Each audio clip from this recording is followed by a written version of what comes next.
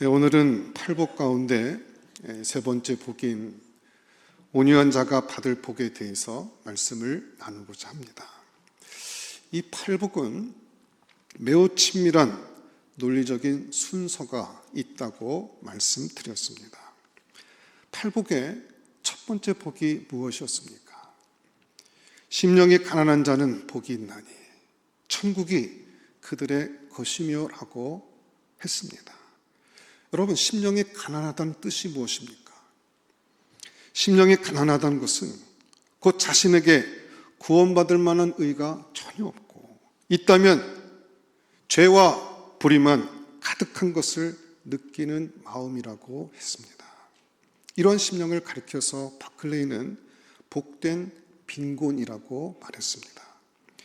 심령이 가난한 자가 복이 있다는 것은 심령이 가난한 자만이 자기가 죄인임을 깨닫고 예수 그리스도를 구주로 받아들일 수 있기 때문이고 자신의 의논은 절대로 구원받을 수 없다는 것을 알고 오로지 하나님만 의지하고 주 예수 그리스도와 십자가의 보혈의 공로만 의지해서 천국에 이를 수 있기 때문입니다. 두 번째 복은 무엇이었습니까? 애통하는 자는 복이 있나니 그들이 위로를 받을 것이며 라고 했습니다. 하나님은 거룩하십니다. 거룩은 하나님의 고유한 속성입니다. 거룩하신 하나님 앞에서는 비록 무죄한 천사들이라 할지라도 감히 그 얼굴을 가릴 수밖에 없습니다. 욥기서 25장 4절부터 6절에 보면 그런즉 하나님 앞에서 사람이 어찌 의롭다 하며 여자에게서 난 자가 어찌 깨끗하다 하랴. 보라, 그의 눈에는 달이라도 빛을 발하지 못하고 별도 빛나지 못하거든. 하물며 구더기 같은 사람, 벌레 같은 인생이라 라고 했습니다. 여러분, 달과 별들이 무슨 죄가 있겠습니까?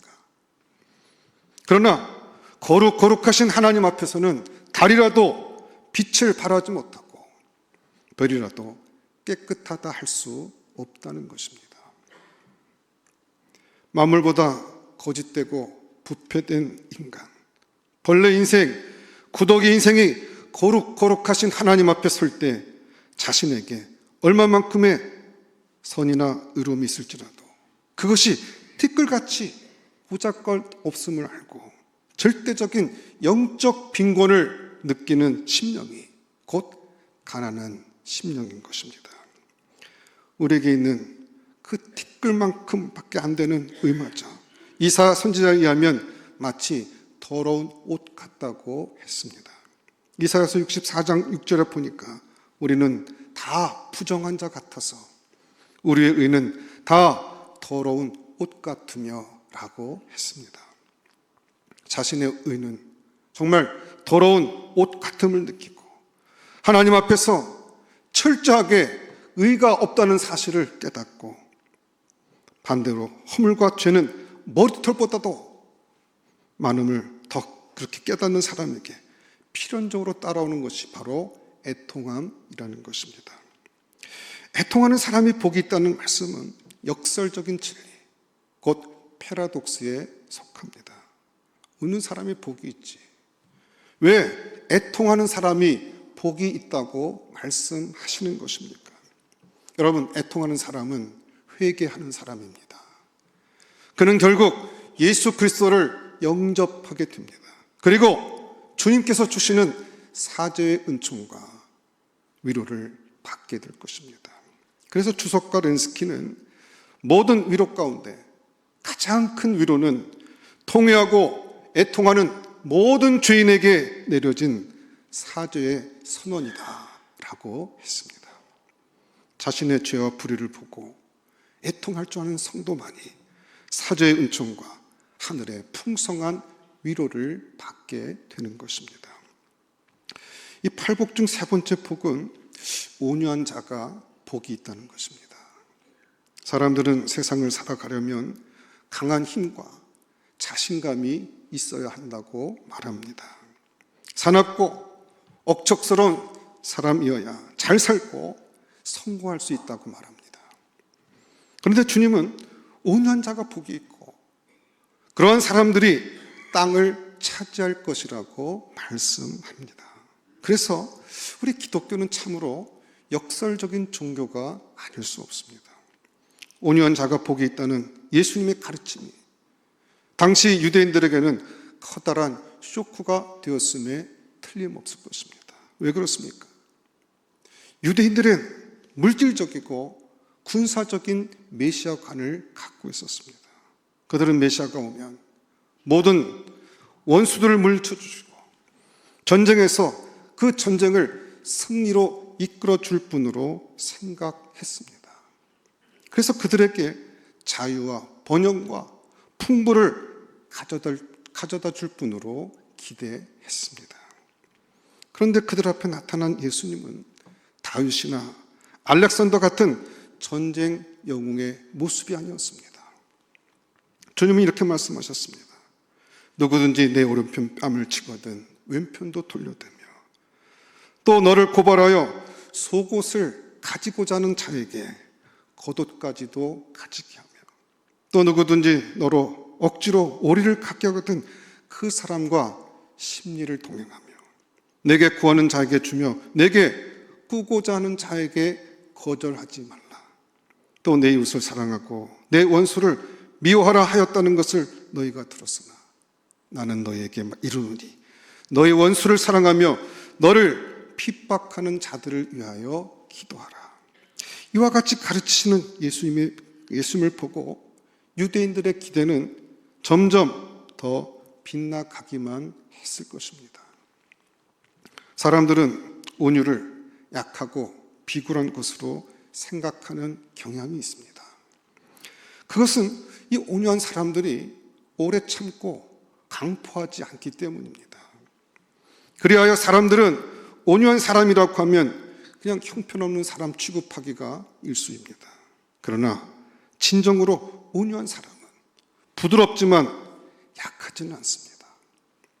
노자는 말하기를 이 세상에는 물처럼 부드럽고 유연한 것도 없지만 또 한편 물처럼 강하고 큰 힘을 가진 것도 없다고 하였습니다. 물은 부드럽습니다. 그러나 약하지는 않습니다. 온유한 자 또한 그렇습니다. 온유한 자는 약하고 비굴한 것처럼 보이지만 강포한 자를 굴복시키는 힘이 있습니다.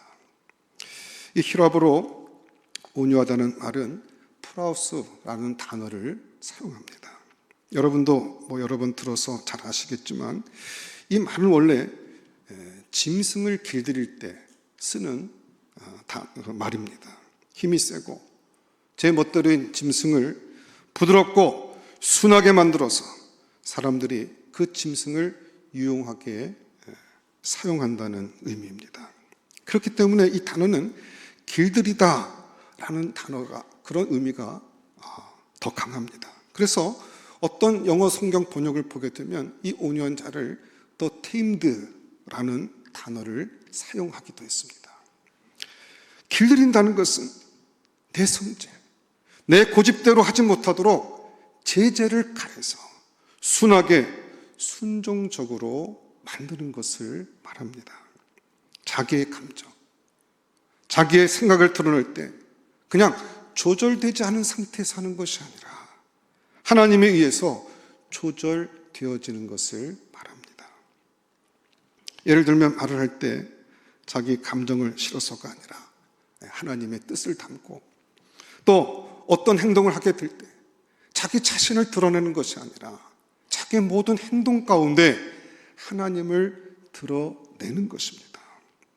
그렇게 말과 행동 속에서 하나님을 나타낼 수 있는 사람이 온유한 사람인 것입니다.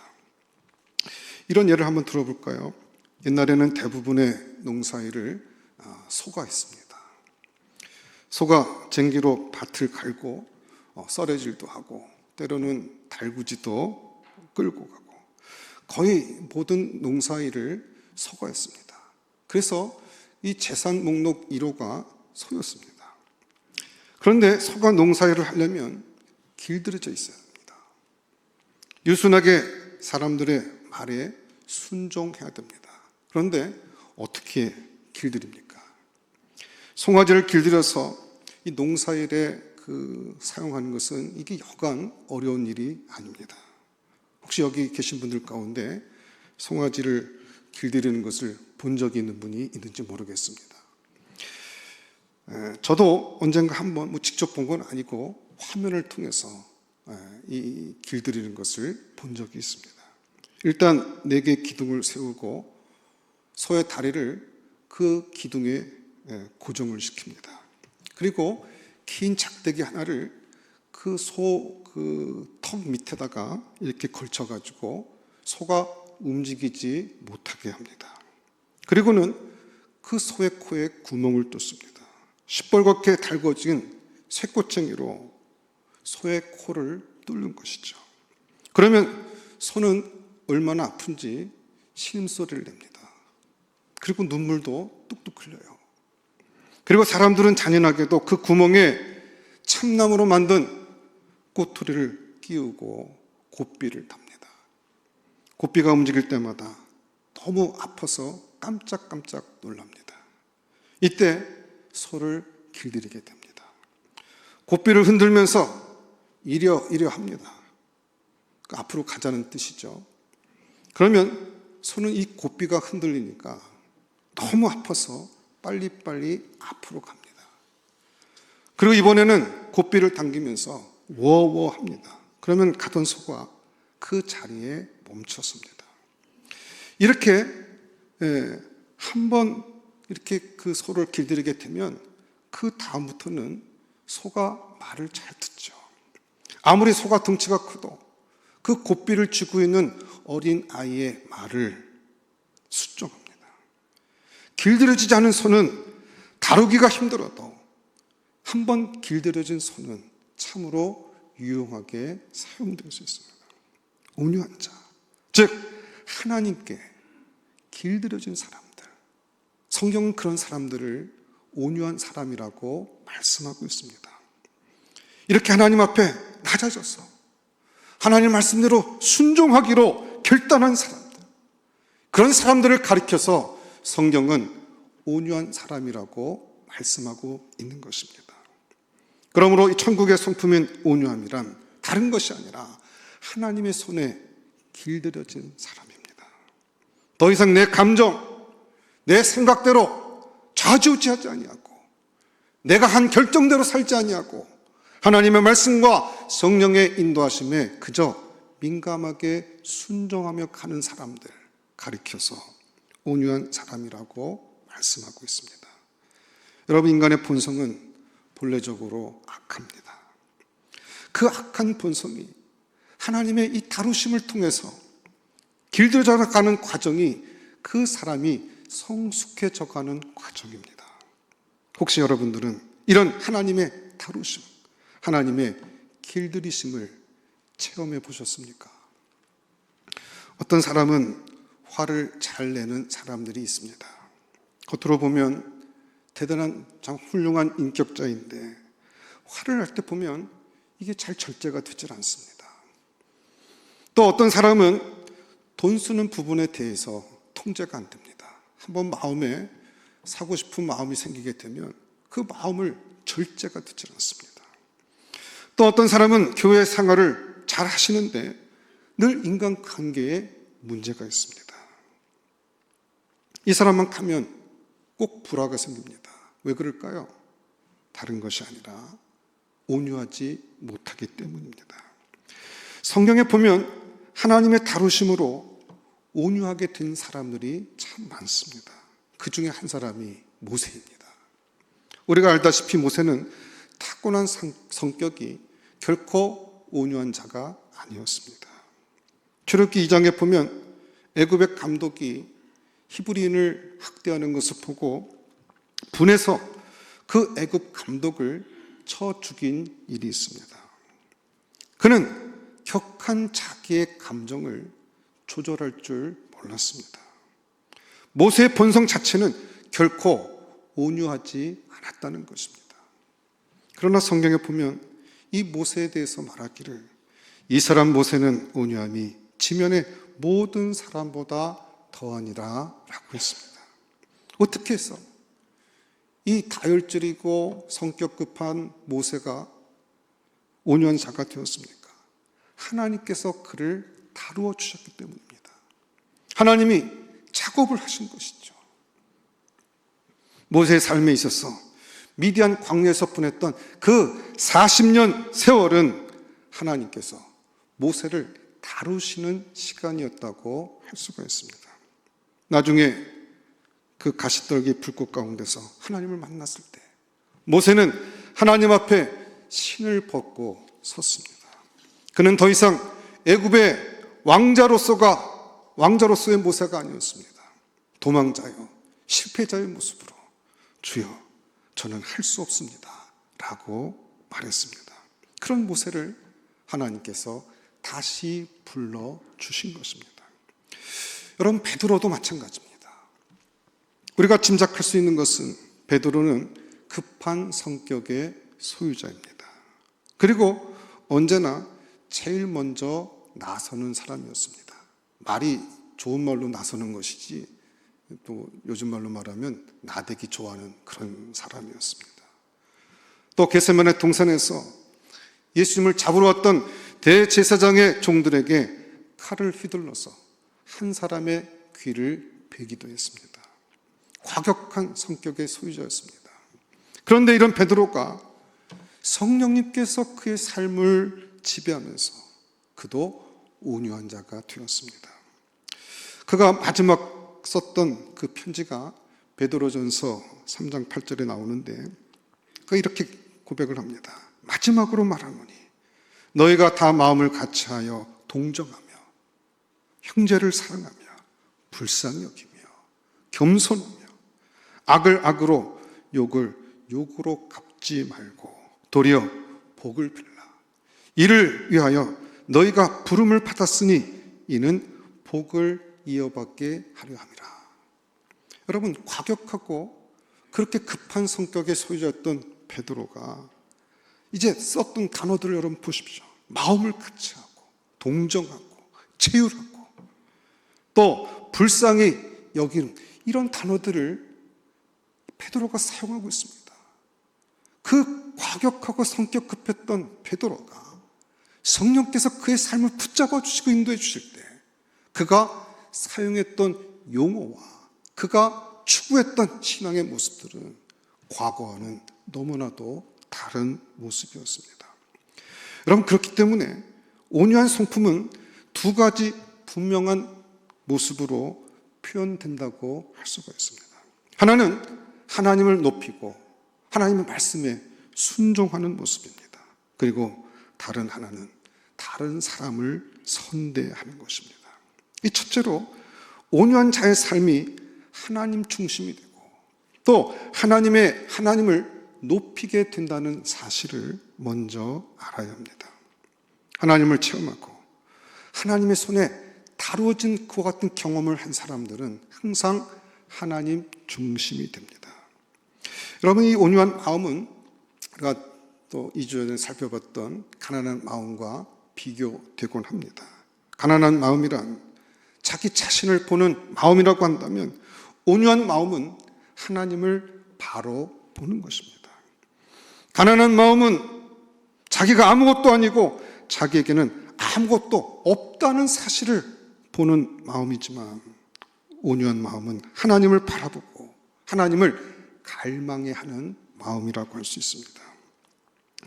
유명한 데니스 레인이라는 목사님은 이 온유한 마음을 거인의 손 안에 있는 가난한 아이라고 표현을 했습니다. 온유한 자란 정말 강력한 하나님의 손 안에 있는 사람입니다. 하나님을 체험하고 그 하나님의 거룩하심 앞에서 더 이상 자신을 의지하지 않겠다고 고백하고 결단한 사람입니다. 그렇기 때문에 이런 온유한 자는 하나님 때문에 자기 자신을 제어할 줄 아는 사람입니다. 하나님에 의해서 생각과 행동이 통제됩니다. 하나님 때문에 돈을 쓰는 것도 통제가 됩니다. 하나님 때문에 사람을 대하는 것도 하나님의 통제를 받게 됩니다. 사실 우리가 예수님을 믿고 하나님의 자녀가 됐다고 말하긴 하지만 옛 성품, 옛 자아를 그대로 가지고 있는 사람들이 참 많습니다. 자기 마음대로 생각하고, 자기 마음대로 계획하고, 또 자기 감정대로 화내고, 예수 믿기 이전에 그 자기 성질이 그대로 드러나기도 합니다. 그래서 형제들의 마음을 아프게 할 때가 참 많습니다. 그런 성질들이 예수를 믿고 하나님의 사람이 될 때 그 하나님의 다스림 가운데 들어가서 그런 모든 부분들이 변화되어져서 하나님의 사람으로 변화되어야 된다는 것입니다. 헨리 나우엔의 글 가운데 이런 내용이 있습니다. 중세 시대 때 어떤 수도원에서 아주 노련하고 존경받는 그 수도사 한 분이 젊은 수도사 교육을 막 시켰습니다. 아직은 좀 건방지고 교만한 구석이 있는 그 젊은 수도사에게 교훈을 주기 위해서 그는 흙을 만지면서 이런 대화를 나눕니다. 아주 견고하고 딱딱한 흙을 만지면서 그 젊은 수도사에게 여보게 여기 물 좀 붓지 라고 말을 합니다. 그래서 수도사는 그 말을 듣고 물을 부었습니다. 그런데 그 물이 흙으로 스며드는 것이 아니라 이게 딱딱한 흙이어서 그 흙 옆으로 그냥 흘러버렸습니다. 노련한 수도사는 이 딱딱한 흙은 물을 받지 못하네 라고 말하면서 그 옆에 있는 망치를 집어들더니 그 딱딱한 흙을 부수기 시작했습니다. 그런 후에 젊은 수도사에게 다시 물을 부으라고 합니다. 젊은 수도사가 부서져서 부드러워진 그 흙 속에 물을 붓자 그 물이 흙을 응고시키기 시작했습니다. 그 다음에 이 수도사는 웃으면서 말을 합니다. 여기다가 말이야, 씨를 뿌리면 틀림없이 꽃을 피우고 열매를 맺지 아니하겠나. 우리는 이것을 깨어짐의 영성의 법칙이라고 말하지. 여러분, 이 깨어짐의 영성의 법칙이 뭘까요? 내가 깨어지고 내가 부서질 때 하나님은 거기서 기뻐하는 꽃과 아름다운 열매를 맺게 하신다는 것입니다. 그 열매를 위해서, 아름다운 꽃을 피우기 위해서 때때로 하나님께서 나를 깨부시는 순간들이 있습니다. 그때 우리는 아프다고 원망할 것이 아니라 하나님 깨트리십시오. 더 깨트리십시오. 그리고 하나님께서 기뻐하시는 모습으로 나를 만들어 주세요 라고 기도할 수 있어야 한다는 것입니다. 온유한 자의 두 번째 특징은 사람과의 관계에서 나타납니다. 온유란 나약하거나 비겁한 것을 의미하지 않습니다. 오히려 강한 힘을 가진 사람이 하나님의 성령에 의해서 자기의 감정이 다스려지고 그렇게 부드럽게 된 사람을 말하는 것입니다. 그렇기 때문에 온유한 사람은 다른 사람들과 늘 좋은 관계를 유지할 수 있습니다. 다른 사람들을 이해하고 용납할 수 있습니다. 악을 선으로 갚을 수 있는 사람입니다. 성경적으로 보면 요셉은 온유한 자의 하나의 모범이라고 할 수 있습니다. 그는 형들의 질투 때문에 애굽으로 노예로 팔려갔습니다. 그리고 그곳에서 죽도록 고생했습니다. 심지어 누명을 쓰고 감옥에까지 갔습니다. 그러나 하나님은 그를 높여 애굽의 총리가 되게 하셨습니다. 나중에 애굽의 총리가 된 그 요셉이 형들과 만나게 되었습니다. 자, 여러분, 그 순간 기억하십니까? 요셉이 복수할 수 있는 철호의 기회였습니다. 자기를 노예로 팔았던 형들을 감옥에 집어넣을 수도 있었습니다. 그러나 이때 요셉이 뭐라고 말했습니까? 저는 이 말씀이 참 좋아요. 당신들이 나를 이곳에 팔았다고 근심하지 마소서, 한탄하지 마소서. 하나님이 생명을 구원하시려고 나를 당신들보다 먼저 보내셨나이다. 그런즉 나를 이리로 보낸 이는 당신들이 아니요 하나님이시라. 이것이 온유입니다. 요셉은 마치 거인의 손 안에 있는 어린 아이 같았습니다. 하나님의 보호, 그리고 철저하게 하나님의 통제 아래 있었습니다. 혹시 여러분들은 다른 사람들과 좋은 관계를 갖고 지내십니까? 아니면 여러분들 가슴 속에는 분노와 복수심으로 가득 차 있습니까? 그렇다면 한번 요셉처럼 말해보시기 바랍니다. 내가 이렇게 어렵게 된 것은 당신들 때문이 아닙니다. 하나님의 뜻과 계획입니다. 그리고 무조건 용서하십시오. 성경에서는 악을 악으로 갚으라고 말씀하지 않습니다. 오히려 그 악한 것들을 선으로 이기라고 말씀하고 있습니다. 여러분, 복수할 일이 있다면 하나님께 맡기셔야 됩니다. 저는 우리 베델의 모든 성도들이 오늘 본문에 나와 있는 하나님께서 인정하실 만한 온유한 하나님의 사람들이 될 수 있기를 주의 이름으로 축원합니다.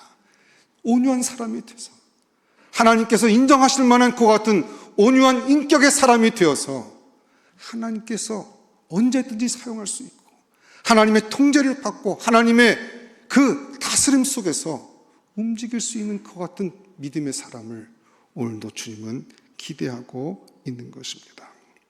내 자신의 고집, 내 생각, 내 감정대로 움직이지 않고 하나님을 기쁘시게 하는 대로 순종하겠다고, 하나님을 드러내겠다고 결단하실 수 있기를 바랍니다. 하나님이 다스리는 사람이 되십시오. 또 다른 사람들을 선대할 수 있어야 됩니다. 이해하고 용납해야 됩니다. 복수할 생각 말고 용서해야 됩니다. 온유한 자가 결국에는 승리하기 때문입니다. 여러분, 그렇다면 온유한 사람이 어떤 축복을 받을까요? 오늘 본문에서는 땅을 기업으로 받을 것이라고 말씀합니다. 땅 하니까 벌써 눈이 이렇게 번뜩이는 분들이 계시는데 어떤 분은 그러더라고요. 내가 이 팔복 중에서 다른 건 못해도 이 온유만큼은 해야 돼. 왜냐하면 그래야 땅을 유업으로 받아. 뭐 이렇게 말씀하신 분이 있는데, 여러분, 대부분의 사람들은 온유한 사람들이 성공하지 못하고 출세하지 못할 것이라고 짐작을 합니다. 그런데 그렇게 뭐 바보같이 맨날 용서하고 그렇게 바보같이 당하기만 하면 이 생존 경쟁에서 밀려나고 결국에는 다른 사람들의 이용을 받게 될 수 없다. 뭐 이렇게 생각을 하곤 합니다. 그러나 여러분, 세계 역사를 이렇게 가만히 살펴보게 되면 그렇지 않다는 것을 알게 됩니다.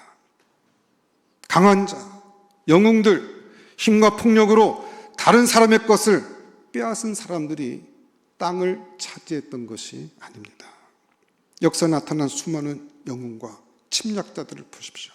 알렉산더, 시저, 나폴레옹, 히틀러, 스탈린, 그들은 잠깐 동안 승리했는지는 모르지만 그들의 최후는 언제나 패배였습니다. 비참한 죽음을 당했습니다. 그들 중 인류의 마음에 살아남아서 사람들의 마음을 지배하는 사람은 아무도 없습니다. 사나운 맹수, 사자나 호랑이 같은 맹수들이 땅을 차지합니까? 아닙니다. 이 자연 생태학적으로 보면 참 이상합니다. 오히려 약한 짐승들이 훨씬 더 숫자가 많고 더 많은 땅을 차지하고 있습니다. 맨날 잡아먹히는 것 같고 맨날 얻어 터지는 것 같은데 맹수보다 약한 짐승들이 훨씬 더 많습니다. 여러분, 딱딱한 이빨이 오래 갑니까? 아니면 부드러운 혀가 오래 갑니까? 이것은 아주 중요한 원리입니다. 우리 주님 예수 그리스도는 온유하신 분이셨습니다. 십자가에서 무능하게 죽은 것 같습니다. 로마 군병들에게 반항조차 하지 않았습니다. 도살장으로 끌려가는 어린 양처럼 예수님은 묵묵히 십자가를 지셨습니다. 약한 자처럼 보이셨습니다. 그러나 그렇지 않습니다. 온유하신 예수님 때문에 온 인류가 구원을 받게 되었습니다. 그리고 2000년 동안, 그리고 지금도 전 세계 사람들의 마음을 사로잡고 저와 여러분을 변화시켰습니다. 이것이 바로 온유의 능력입니다. 이것이 온유한 자에게 주시는 하나님의 축복인 것입니다. 그렇다면 온유한 자가 차지할 땅은 어디입니까? 성경적으로 보면 땅을 기업으로 받을 것이라고 하는 이 말씀은 1차적으로 천국을 기업으로 받을 수 있다는 말로 이해할 수 있습니다. 이 세상에서는 돈이 많고 욕심도 많고 전투적인 사람이 더 많은 땅을 차지할 수 있습니다. 그러나 사랑하는 성도 여러분, 저와 여러분들은 이 땅이 아니라 하나님의 나라의 땅을 차지할 것입니다. 하나님의 나라를 유업으로 받는다는 것입니다. 불의한 자는 결코 하나님의 나라를 유업으로 받을 수 없습니다. 겸손하고 온유한 자가 하나님의 나라를 유업으로 받는 것입니다. 그런데 여기서 우리가 알아야 할 것은 오늘 본문이 말씀하시는 땅이 우리가 죽어서 얻을 저 하늘에 있는 땅만을 의미하지는 않는다는 것입니다. 온유한 자가 기업으로 얻을 땅은 지금 바로 여기 이 땅에서 이루어질 하나님의 나라도 의미하는 것입니다. 이렇게 생각할 수가 있습니다. 우리가 온유한 자로 이 땅을 살아가게 될 때 우리는 가정이라는 땅을 차지할 것입니다. 우리 가정 안에 하나님의 나라가 이루어지기 때문입니다. 하나님의 통치를 받고 하나님의 다스림을 받는 그 가정이 하나님께서 우리에게 주시는 땅인 것입니다. 또 우리의 사업이 지경을 넓혀서 우리들이 하는 사업을 통해서 하나님의 나라가 확장될 것입니다. 또 우리 교회는 이 문막의 복음을 전하면서 문막이라는 땅을 하나님으로부터 기업으로 받을 것입니다. 여러분, 그렇습니다. 하나님은 지금도 온유하고 겸손한 자들을 통해서 하나님의 나라를 확장시키고 있습니다. 저와 여러분들이 그와 같이 하나님께서 쓰시고 하나님 앞에 그와 같이 하나님의 다스림을 받고 그 하나님의 다스림의 인도함에 민감하게 따라갈 수 있는 그와 같은 온유한 심령들을 통해서 여러분이 가는 그 가정이 하나님의 주시는 그 기업의 땅이 되고 여러분이 있는 그 사업의 그 현장 그 자체가 우리의 삶의 모든 현장이 하나님이 주시는 것 같은 천국으로 우리에게 주신다는 것입니다.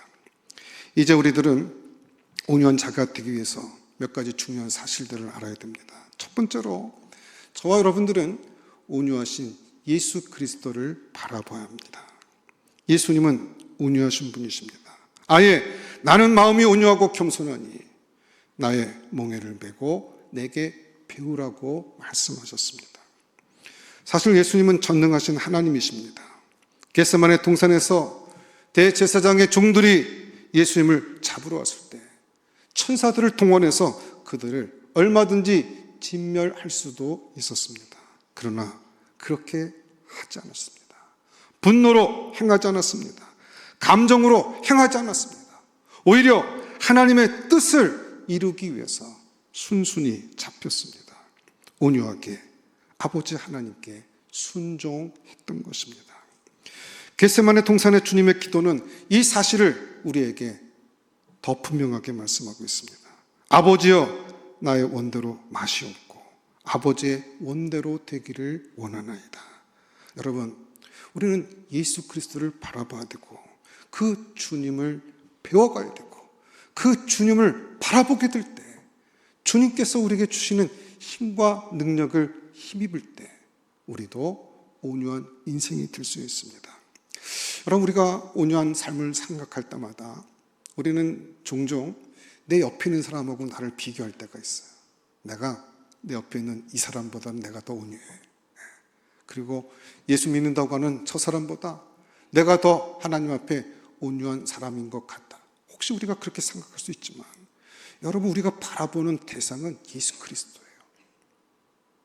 우리의 온유의 기준, 또 하나님께서 우리에게 요구하시는 그 온유의 마음은 예수 그리스도의 마음을 배우고 그 주님의 마음이 우리의 삶 가운데 적용되고 그렇게 살아가는 것을 주님께서 바라보고 또 기대하고 있다는 것입니다. 그래서 우리는 주님 앞에 나갈 때마다 내 안에 그와 같은 온유한 마음이 없다는 것을 먼저 인정해야 됩니다. 그리고 이 팔복에 나오는 이 모든 성품들은 자연적으로 태어날 때부터 갖고 태어나는 사람이 아무도 없습니다. 어떤 사람은 태어날 때부터 온유한 성품을 갖고 태어나는 것이 아니라 예수 그리스도를 바라보고 그 예수님의 그 성품을 배우려고 애를 쓰고 또 내가 할 수 없다는 사실을 처절하게 깨닫고 하나님의 성령께서 나를 도와주시기를 바라는 간절한 소망을 갖고 주 앞에 나가 기도하며 주 앞에 나가게 될 때 그때 하나님께서 우리에게 은혜로 주시는 것이지 자연적으로 혹은 내가 교회에 출석한다고 해서 시간이 지난다고 해서 이와 같은 성품들이 내 안에 장착되는 것이 아니라 오늘도 주의 다스림을 받고 주께서 나를 다루어 주실 것을 믿고 주 앞에 나의 모든 것들을 이렇게 내밀어 놓고 주님께서 나를 만지실 수 있도록 그렇게 주 앞에 헌신하는 자들을 통해서 하나님은 역사하시는 것입니다. 오늘날 우리가 살아가는 삶 가운데 화낼 일이 참 많습니다. 분노할 때도 있고 또 내가 하는 모든 일들 가운데 정말 내 감정을 거스르는 일들이 얼마든지 많이 일어날 수 있습니다. 그럴 때 저와 여러분들의 감정이 하나님께 다스림을 받고 또 그와 같은 하나님의 다루심 속에서 우리 자신을 항상 주의 그 은혜 안에 그렇게 집어넣게 될 때 하나님 우리를 만져주시고 인도해 주시는 것입니다. 오늘 주 앞에 여러분 마음 가운데 그런 결단의 마음이 있었으면 좋겠습니다. 화를 내지 아니하고 그리고 내 감정 그리고 내가 생각하는 모든 것들도 하나님의 다스림 속에 내가 주를 향해서 위탁하리라. 그리고 성령께서 나를 다스릴 수 있도록 내 삶을 항상 주 앞에 헌신하는 삶을 살겠노라 다짐할 수 있고 결단할 수 있는 우리 베들의 총가족 될 수 있기를 주의 이름으로 부탁을 드립니다. 기도하겠습니다. 하나님 감사합니다. 우리의 결단과 또 우리의 결심으로 온유한 사람이 될 수 없는 것을 고백합니다. 수없이 노력하고 애를 써도 하나님의 힘과 능력과 하나님의 다스림이 아니고서는 절대로 이룰 수 없는 성품인 것을 깨닫사오니 주님 저희들을 불쌍히 여기시고 은혜 베풀어 주셔서 정말 하나님께서 기뻐 받으실 만한 온유한 사람이 되어서 하나님의 축복을 또 받고 누리고 또 나눌 수 있는 믿음의 종들이 다 될 수 있도록 은혜 허락하여 주시옵소서. 모든 것 감사하옵고 예수님 이름으로 기도드렸사옵나이다. 아멘.